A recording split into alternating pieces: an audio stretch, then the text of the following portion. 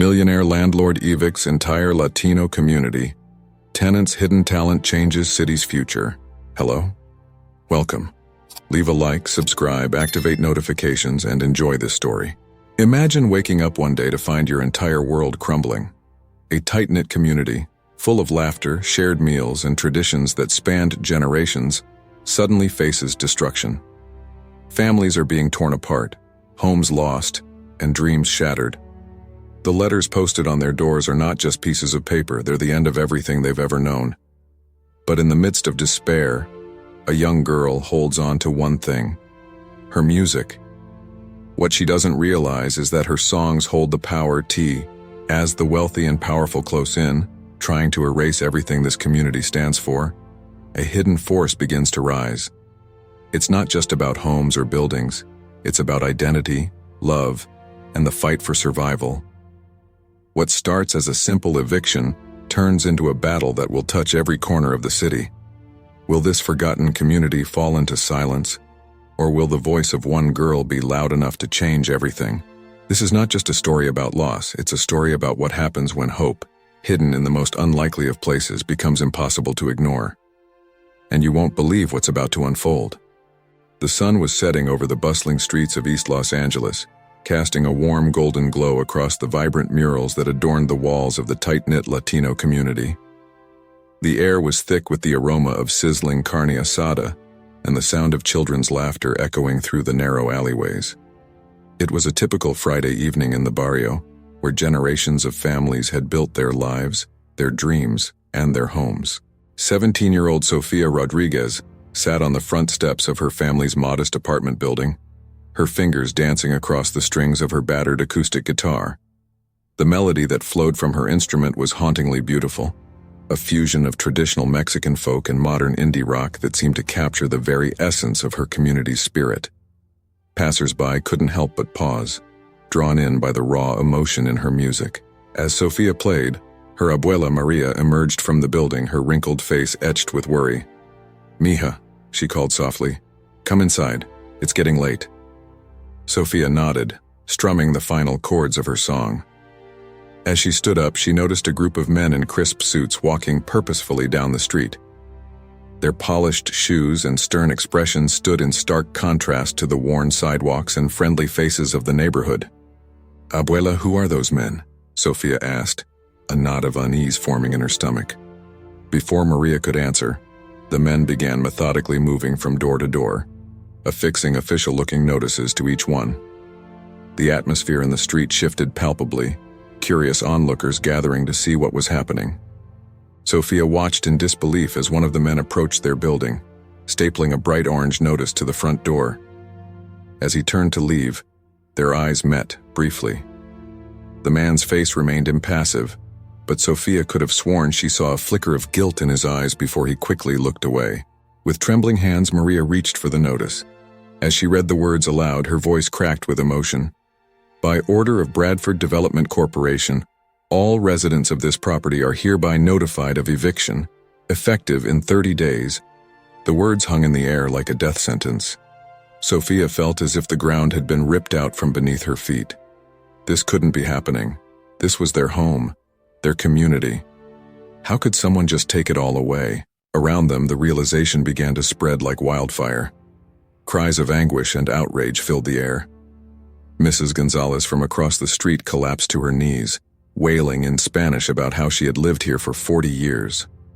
Mr. Chen, the elderly owner of the corner store, stood in shocked silence, the notice crumpled in his fist. Sofia's mind raced. Where would they go? How could they afford to move? What about her friends, her school, her music? Everything she knew and loved was here in this neighborhood.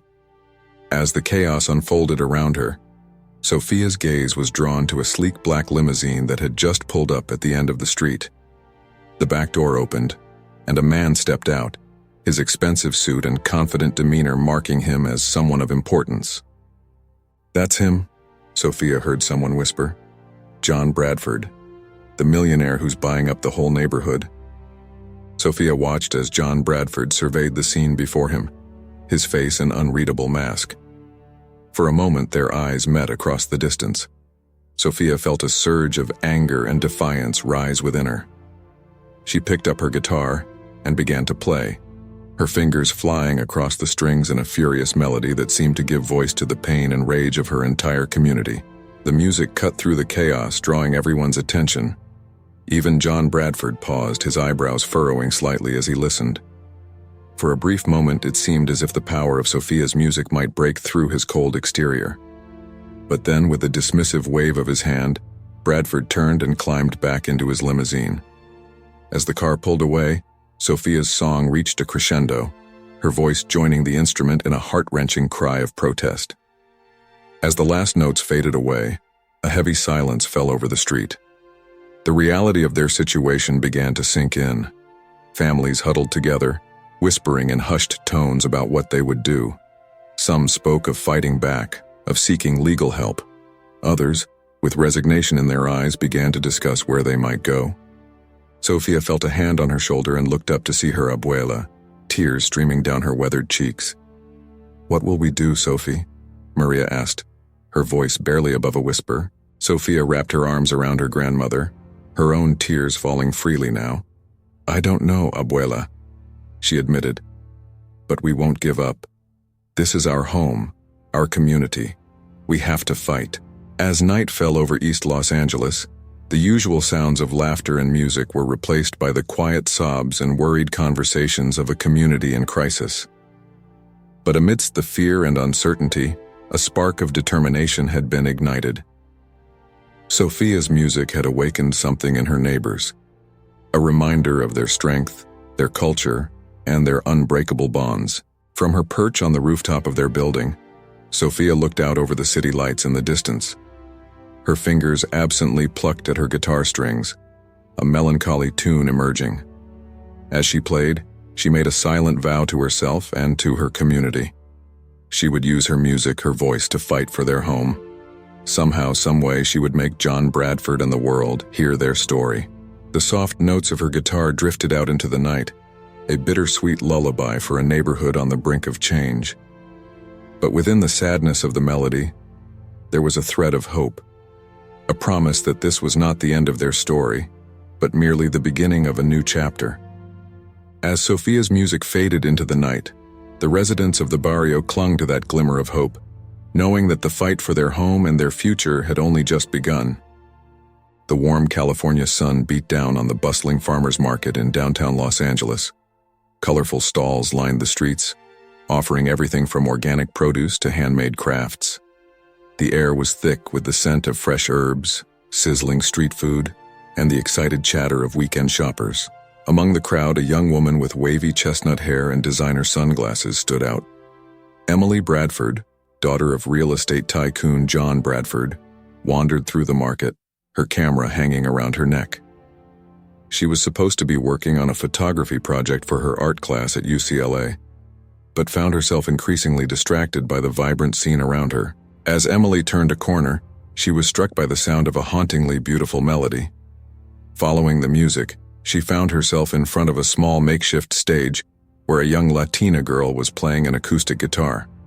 The girl's fingers danced across the strings with a grace and skill that belied her age, and her voice, when she began to sing, was raw and filled with emotion.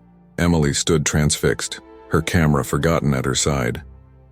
The song spoke of loss, of home, of fighting against insurmountable odds.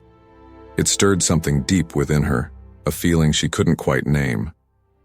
As the final notes faded away, Emily found herself moving towards the stage. "That was incredible," she said, her voice filled with genuine admiration. "I've never heard anything like it." The young musician looked up, surprise flickering across her face. "Oh, thank you," she replied, a hint of wariness in her tone. "I'm Sophia." "Emily," she introduced herself, deliberately omitting her last name. "Are you here often? I'd love to hear more of your music." Sophia's expression clouded. "Not for much longer," she said quietly.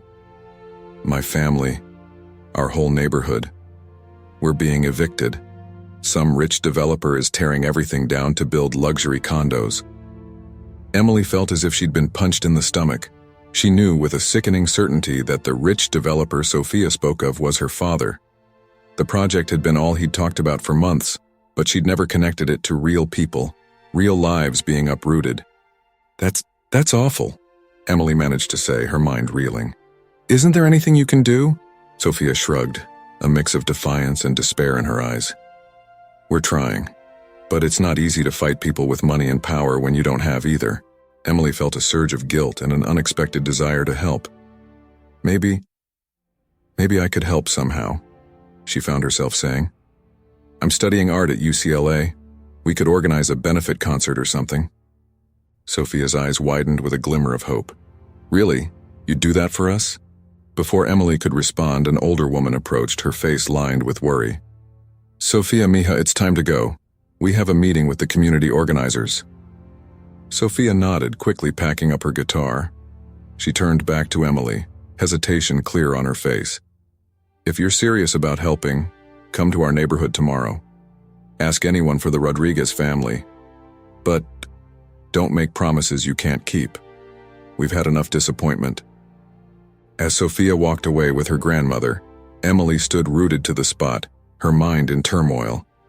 She'd always known her father's business dealings weren't always ethical, but this was the first time she'd come face to face with the human cost of his ambitions. Emily's phone buzzed in her pocket. A text from her father.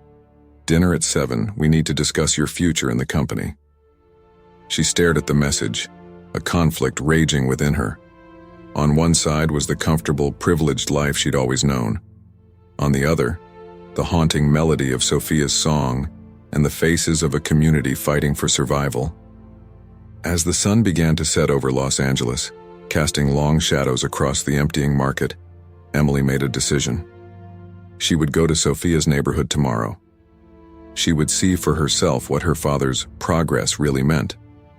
Little did Emily know that this decision would set in motion a chain of events that would change not only her life, but the future of an entire community. As she walked back to her car, Sophia's melody echoed in her mind, a call to action she couldn't ignore. The stage was set for a clash of worlds, where music would become a powerful weapon in the fight for justice, and unexpected alliances would form in the face of seemingly insurmountable odds. The story of Sophia, Emily, and the vibrant Latino community of East Los Angeles was just beginning, and its impact would resonate far beyond the borders of their neighborhood. The Bradford mansion loomed large against the backdrop of the Los Angeles skyline, its pristine white facade a stark contrast to the warm hues of the setting sun. Inside, the tension was palpable as Emily sat across from her father, John Bradford, at the expansive dining room table. John Bradford cut an imposing figure, his salt and pepper hair perfectly styled, his custom-tailored suit impeccable. He regarded his daughter with a mixture of affection and exasperation. "Emily, darling," he began, his voice smooth as polished marble. "It's time we discussed your future with Bradford Development." Emily pushed her salad around her plate, her appetite gone. The faces of Sophia and her grandmother flashed through her mind. "Dad," she said hesitantly, "I've been thinking about the East LA project." John's eyebrows raised slightly. "Oh? I didn't realize you were interested in the business side of things. That's wonderful, sweetheart. I always hoped you'd—" "No, Dad," Emily interrupted, her voice stronger now. "I mean, I've seen the neighborhood, I've met some of the people who live there. Do you have any idea what this project is doing to them?" John's expression hardened. "Emily, this is business. Progress always comes at a cost. Those people will be relocated. They'll be fine." Emily felt a surge of anger. "Relocated? Dad, these are people's homes, their communities. You can't just—" "That's enough," John cut her off, his tone brooking no argument. "I didn't build this company by getting sentimental over every tenant. The project is going forward, and that's final."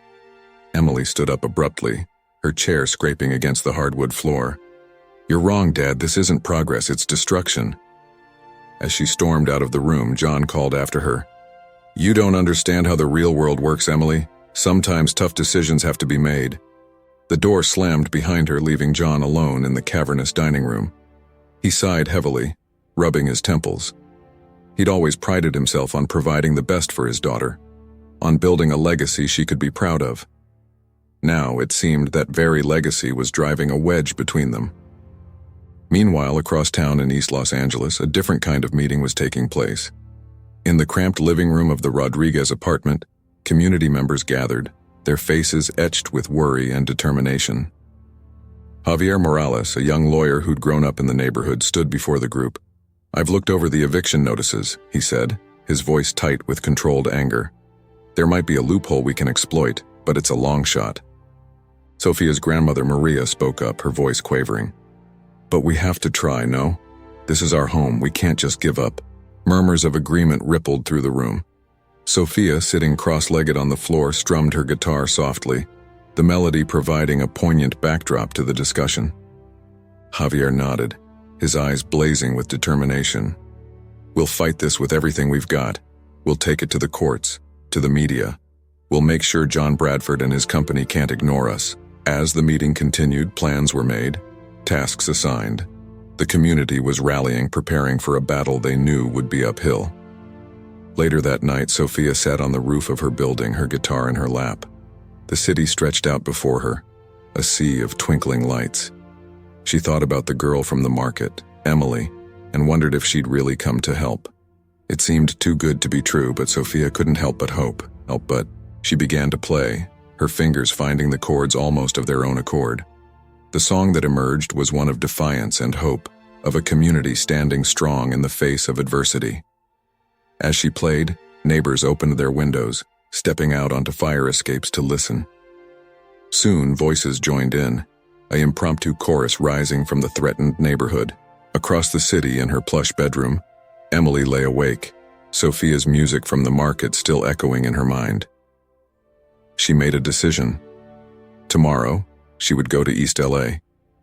She would find Sofia and her family, and somehow, she would help.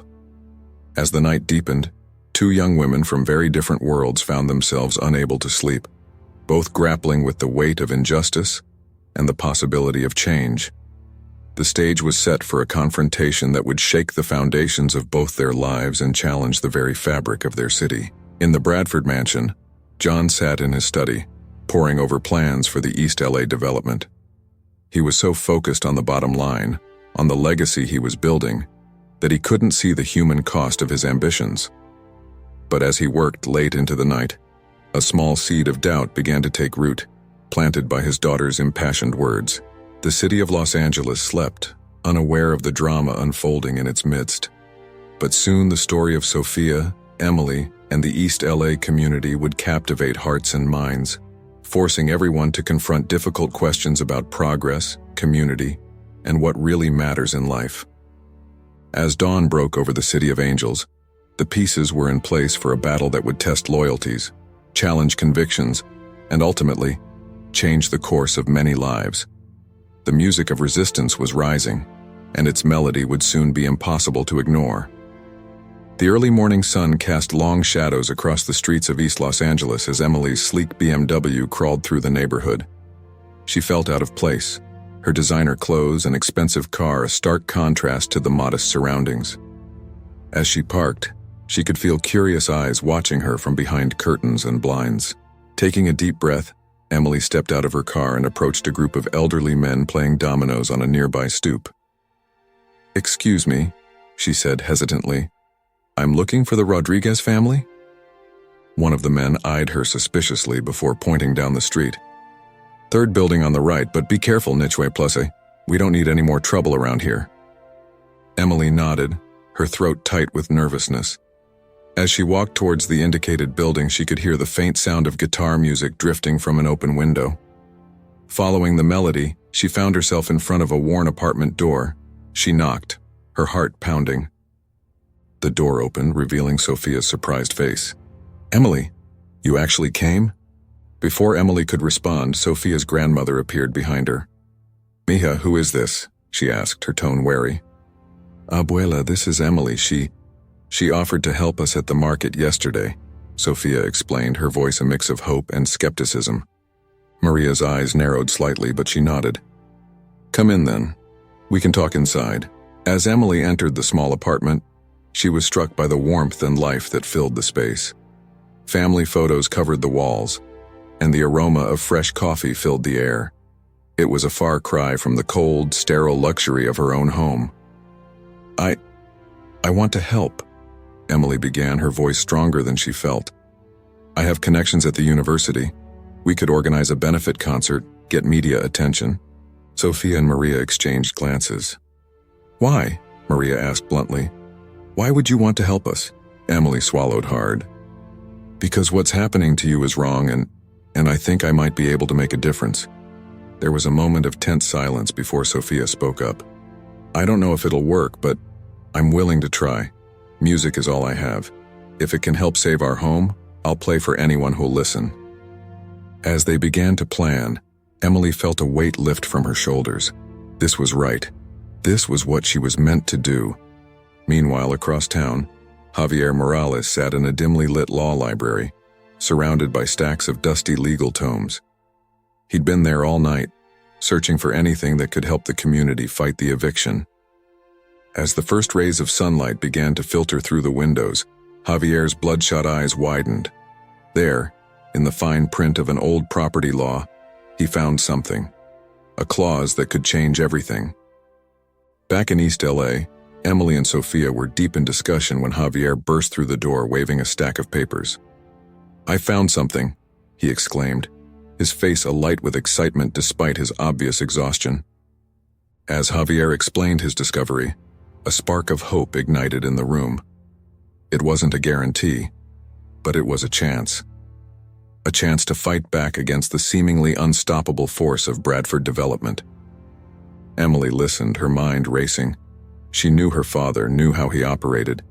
This legal challenge would slow him down, but it wouldn't stop him. They needed something more. Something that would capture the public's attention and sympathy. Sophia, Emily said suddenly, play something for me. Something that tells your story, the community's story. Sophia hesitated for a moment before picking up her guitar. As she began to play, the room fell silent. The melody that emerged was haunting, a perfect blend of traditional Latino rhythms and modern indie rock. But it was Sophia's voice that truly captivated Emily. Raw, powerful, and filled with emotion, it seemed to embody the spirit of the entire neighborhood. As the last notes faded away, Emily's eyes were shining with tears and excitement. That's it, she whispered. That's how we're going to save your home. Sophia looked at her confused. What do you mean? Emily grinned, her mind already racing with possibilities. We're not just going to have a benefit concert, we're going to launch you, Sophia. Your music, your story. It's going to be the voice of this entire movement. The room erupted into a flurry of excited conversation.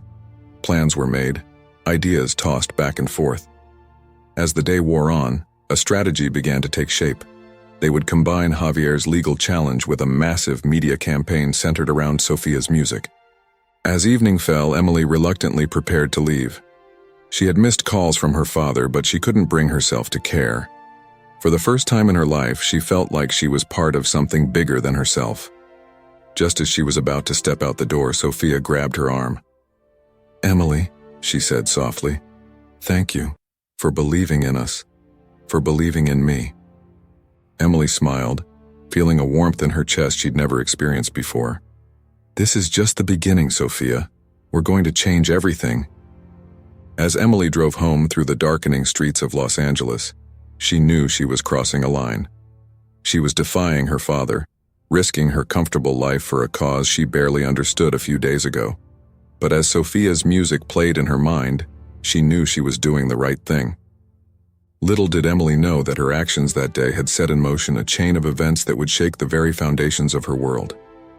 The battle for East LA was about to begin in earnest, and at its heart would be an unlikely alliance between a privileged college student and a talented young musician from the barrio. The city of Los Angeles was about to witness a revolution, sparked by the power of music and the unbreakable spirit of a community fighting for its very existence. The auditorium at UCLA buzzed with anticipation. Every seat was filled, and people lined the walls, craning their necks for a better view of the stage. Emily paced backstage, her heart racing. This was it, the moment that could change everything. Sophia sat in a corner, eyes closed, fingers moving silently over imaginary guitar strings. Her grandmother, Maria, fussed with her hair, murmuring prayers under her breath. You ready? Emily asked, kneeling beside Sophia. Sophia's eyes snapped open, a mix of fear and determination in her gaze. I have to be, she replied. As the lights dimmed, Emily slipped into the wings. She watched as Sophia took center stage, her small frame dwarfed by the grand piano behind her. For a moment, there was complete silence. Then Sophia began to play. The first notes rang out, clear and haunting. As Sophia's voice joined the melody, Emily felt a shiver run down her spine. The song spoke of home, of family, of a community fighting against impossible odds. It was raw, powerful, and undeniably authentic. In the audience, people leaned forward in their seats, captivated. Phones were raised, recording the performance.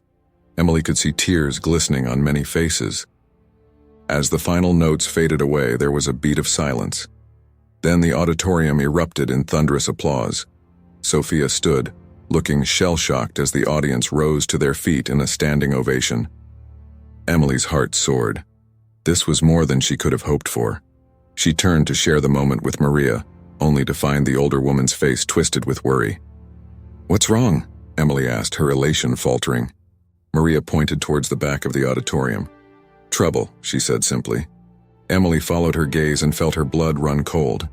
A group of men in suits were pushing their way through the crowd, led by a face she knew all too well, her father's head of security. "No," Emily whispered. "No, no, no." She rushed onto the stage, grabbing Sophia's arm. "We have to go now." Sophia's eyes widened in confusion, but she allowed Emily to pull her off stage. They raced through the backstage area, Emily's mind racing. How had her father found out? What was he planning to do? They burst out of the emergency exit into the cool night air, Maria close behind them. Emily's car was just a few yards away. "Get in," she urged, fumbling for her keys. But before they could reach the car, a voice rang out. "Emily!" She froze, turning slowly to face her father. John Bradford stood there, flanked by his security team, his face a mask of cold fury. "What do you think you're doing?" he demanded. Emily stepped in front of Sophia and Maria, her chin raised defiantly. "The right thing," she replied. "Something you've forgotten how to do." John's eyes narrowed. "This ends now. You're coming home with me and these people," he gestured dismissively at Sophia and Maria, "will be escorted off campus." "No," Emily said, her voice stronger than she felt. "I won't let you bully them or me any longer."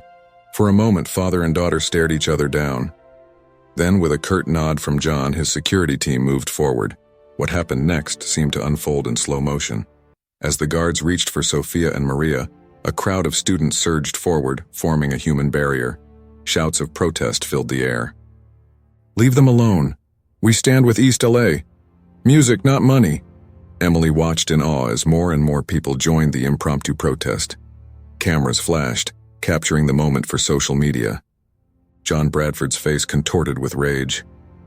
"This isn't over," he snarled, before turning on his heel and stalking away, his security team scrambling to keep up. As the crowd cheered, Emily turned to Sophia and Maria. "Are you okay?" Sophia nodded, her eyes wide with disbelief. "What just happened?" Emily grinned, the adrenaline still coursing through her veins. "I think we just won the first battle." But even as she said it, Emily knew this was far from over. Her father wouldn't give up easily. They had made a powerful enemy, and the real fight was just beginning. As they drove away from campus, the city lights blurring past, Emily felt a mix of exhilaration and fear. She had crossed a line tonight, defied her father publicly. There was no going back now. Sophia's voice broke through her thoughts.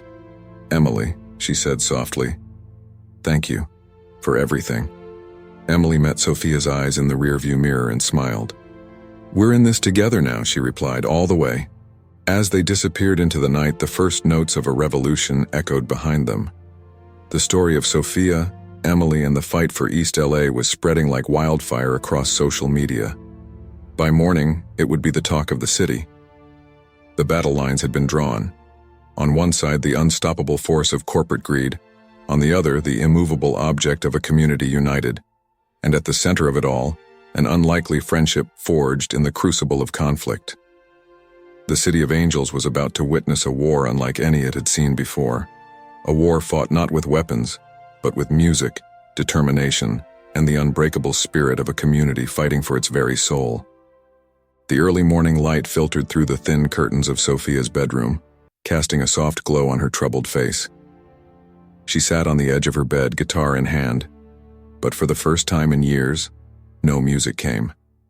The events of the previous night weighed heavily on her mind, a mix of triumph and terror that left her feeling paralyzed.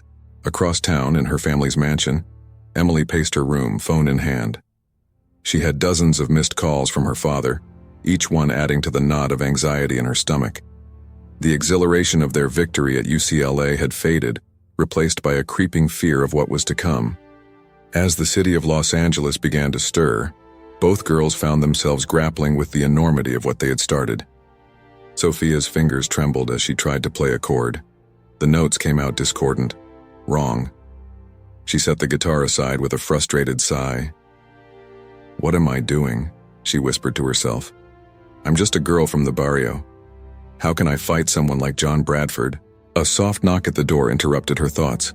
Her abuela, Maria, entered, her face etched with concern. "Mija," she said gently, "are you all right?" Sophia looked up, tears glistening in her eyes. "Abuela, I'm scared. What if we can't do this? What if we lose everything?" Maria sat beside her granddaughter, wrapping an arm around her shoulders. "Sophia, listen to me. Your music. It's not just notes and words. It's the voice of our people, our history. It has power. Don't lose faith in that." Meanwhile, Emily finally gathered the courage to listen to one of her father's voicemails. John Bradford's voice, cold and controlled, filled her room. "Emily, you've made a grave mistake. This little rebellion ends now. Come home immediately, or there will be consequences." Emily's hand shook as she deleted the message. She had never heard her father sound so dangerous. For a moment, she considered giving in, returning to the safety and comfort of her old life. But then she remembered Sophia's music, the faces of the people in East LA, and she knew she couldn't back down. Across the city, Javier Morales sat in his tiny law office, surrounded by stacks of legal documents. He had been up all night searching for any legal precedent that could help their case. But with each passing hour, the odds seemed to grow longer. "There has to be something," he muttered, rubbing his tired eyes. "There has to be a way to stop this." As the morning wore on, doubt began to seep into every corner of their fledgling movement. The initial surge of support following the UCLA concert was fading, replaced by the harsh reality of fighting against a powerful corporation. Sophia's phone buzzed with a message from Emily. "Meet me at the park, we need to talk." An hour later, the two girls sat side by side on a park bench, the sprawling city spread out before them. For a long moment, neither spoke. Finally, Emily broke the silence. "Sophia, I don't know if I can do this. My father, he's not going to stop. He could ruin my life, your life, everyone involved." Sophia nodded slowly, her own doubts bubbling to the surface. "I know, I've been thinking the same thing. Maybe we should just give up. Find somewhere else to live. Start over." As the words left her mouth, Sophia felt a pang of guilt. She thought of her abuela, of all the families in her neighborhood who had built their lives there. Could she really abandon them? Emily stood up abruptly, pacing in front of the bench. "But if we give up, what message does that send? That money always wins? That communities don't matter?" Sophia watched her, a spark of her old determination flickering to life. "You're right, but Emily, are you sure you want to risk everything? Your relationship with your father, your future?" Emily stopped pacing, turning to face Sophia. Their eyes met, and in that moment a silent understanding passed between them. They were in this together, for better or worse. "Some things are worth fighting for," Emily said softly. "This is one of them." As they sat there, two girls from different worlds united by a common cause, the doubt that had plagued them began to recede. It was replaced by a steely resolve, a determination to see this through no matter the cost. Unbeknownst to them, a figure watched from the shadows of a nearby tree. John Bradford's private investigator snapped a few final photos before slipping away. The battle for East LA was about to enter a new, more dangerous phase. As Sophia and Emily left the park, a plan forming between them. The city hummed with anticipation. The story of the young musician and the millionaire's daughter fighting to save a community had captured the public's imagination. Support was growing, but so too was the opposition. The coming days would test their resolve, their friendship, and their faith in the power of music to change the world. But for now, doubt had been replaced by determination. The fight for East LA was far from over. The sun was setting over Los Angeles, painting the sky in hues of orange and pink as a weathered pickup truck pulled up to the Bradford estate. The driver, an older man with graying hair and calloused hands, sat for a moment, staring at the imposing gates. With a deep breath, he pressed the intercom button. "Yeah?" came a gruff voice. "My name's Frank Martinez. I used to work for Mr. Bradford. I need to speak with him. It's urgent." There was a long pause before the gates slowly opened. Inside the mansion, John Bradford was pacing his study, a glass of scotch in hand. The past few days had been a nightmare of bad press and public outcry. His phone rang, and he answered sharply. "What?"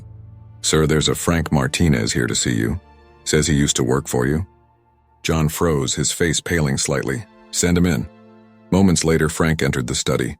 John's attempt at a welcoming smile looked more like a grimace. "Frank, it's been a long time. What brings you here?" Frank's eyes darted around the room before settling on John. "I've been watching the news, John. This thing with East LA, it isn't right." John's jaw clenched. "It's business, Frank, nothing personal."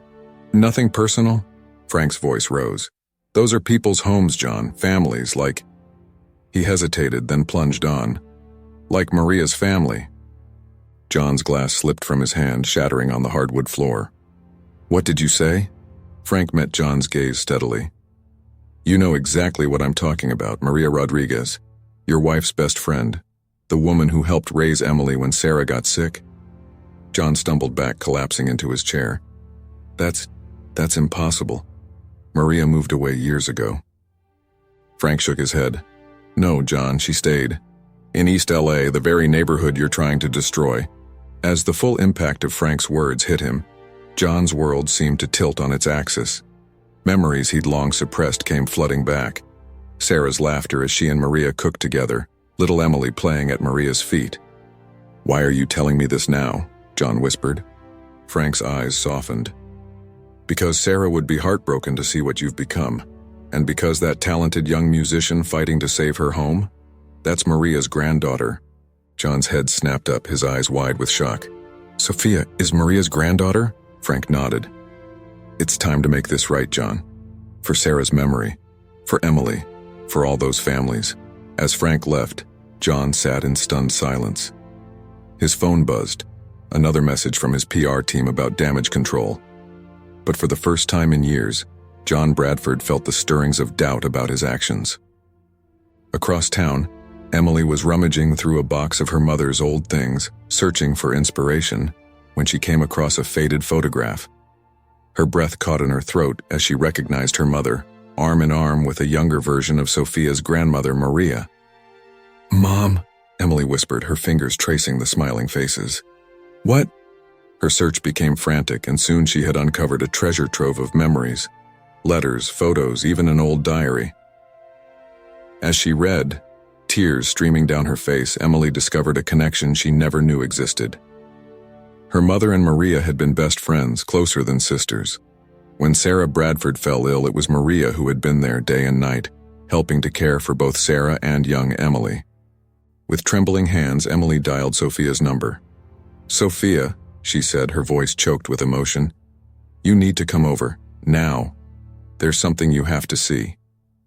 Hours later, Sophia and Emily sat surrounded by the remnants of a friendship that had transcended class and culture. The realization of their shared history added a new dimension to their fight. "This changes everything," Sophia said softly, holding a photo of her abuela and Emily's mother. "It's not just about saving our homes anymore. It's about honoring their friendship, their legacy." Emily nodded, a fierce determination in her eyes. "We have to show my father. This might be the key to changing his mind." As dawn broke over Los Angeles, two families, long separated by circumstance and misunderstanding, found themselves on the brink of reunion. The battle for East LA had become deeply personal, not just for Sophia and Emily, but for John Bradford as well. The city held its breath, sensing that a pivotal moment was at hand. In boardrooms and barrios, on social media and street corners, the story of 2 generations of friendship, torn apart and reunited by fate, began to spread. For John Bradford, the coming day would force him to confront the man he had become and the promises he had forgotten. For Sophia and Emily, it would test the strength of their newfound bond and their commitment to their cause. As the sun rose higher, casting long shadows across the city of angels, the stage was set for a confrontation that would determine the fate of not just a neighborhood, but of a legacy of love, friendship, and community that had been buried for far too long. The second great turning point had arrived, and with it, the power to heal old wounds and forge a new future. The music of revolution was about to reach its crescendo, and all of Los Angeles would hear its call. The Los Angeles sun beat down mercilessly on the crowded streets of East LA. The air thrummed with tension and anticipation. Today was the day of reckoning, the final stand against Bradford Development's bulldozers scheduled to roll in at noon. Sophia stood on a makeshift stage in the heart of the neighborhood, her guitar slung across her back. Surrounding her were hundreds of community members, activists, and supporters from across the city. News vans lined the streets, cameras trained on the scene. Emily pushed through the crowd, her face pale but determined. "Sophia," she called out, "he's coming, my father's on his way." Sophia nodded, her heart racing. This was it, their last chance to save their homes, their community, their heritage. As the clock ticked closer to noon, a sleek black limousine pulled up. John Bradford stepped out, flanked by security guards and lawyers. His face was a mask of stern resolve, but there was a flicker of something else in his eyes. Uncertainty? Regret? Emily stepped forward, placing herself between her father and the community. "Dad," she said, her voice carrying across the sudden hush. "Before you do this, there's something you need to see." She held out a weathered photo album. John took it hesitantly, his brow furrowed. As he flipped through the pages, his stoic expression began to crumble. Photos of his late wife Sarah, laughing and embracing Maria, Sophia's grandmother. Letters detailing their deep friendship. Memories of a time when compassion trumped profit. Where did you get these?" John's voice was barely a whisper. "They were Mom's," Emily replied. "Dad, the woman you're trying to evict, Maria Rodriguez, she was Mom's best friend. She helped raise me when Mom got sick." John's eyes darted to the crowd, landing on Maria's weathered face. Recognition dawned, followed by a wave of shame. Sophia stepped forward, her guitar now in her hands. "Mr. Bradford," she said, her voice steady, "I'd like to play something for you. A song about home, about community, about the things that really matter." As Sophia's fingers touched the strings, a hush fell over the crowd. The melody that emerged was hauntingly beautiful, a perfect blend of hope and sorrow. Her voice, when she began to sing, carried the weight of generations.